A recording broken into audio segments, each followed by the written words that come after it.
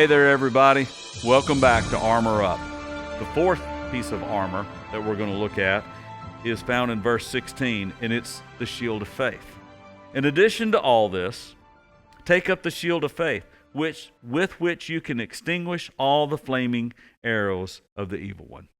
The shield for the Roman soldier in that day and time had several functions. It was a defensive weapon to block, and in this case, as he's talking about here, to block and to catch and to extinguish shots from the enemy. It was also an offensive, depending on the type of shield that they had. Sometimes they had the long shields that they would come together and it would form a barricade and a wall that they would move into, and you could be protected, but also advance on the enemy. So how does this faith shield us? Our shield of faith. Faith is more than just mental assent, belief that says, I see it and I believe it. It's more than that. I spent a lot of my life, I grew up in church, I knew about God, I believed in Jesus, but it was more just informational. It was never transformational. Faith, Hebrews 11:1 says, is being sure of what we hope for and certain of what we do not see. That type of faith is transformational. Even when we don't see it, we believe it and know that it's going to make a difference, and therefore we walk differently. We bank our eternity on the fact that God has done, is doing, and will do what He said, even though sometimes we don't understand it, nor can we even see it happening.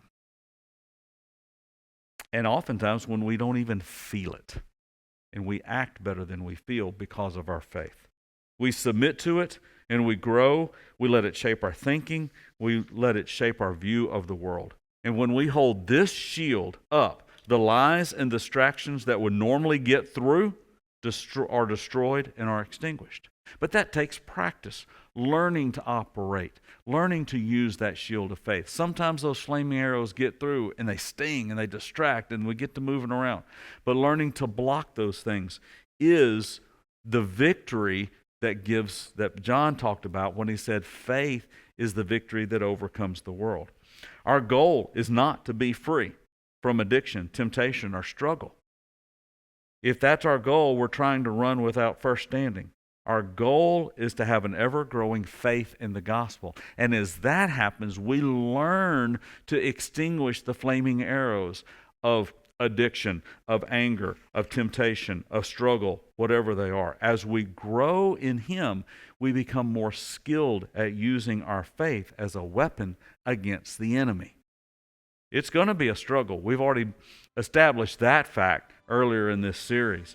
The result of the victory is learning to use that faith that we grow in. So the challenge of this text is to take the shield of faith, to grow in using that shield of faith, to be able to withstand the onslaught of the enemy.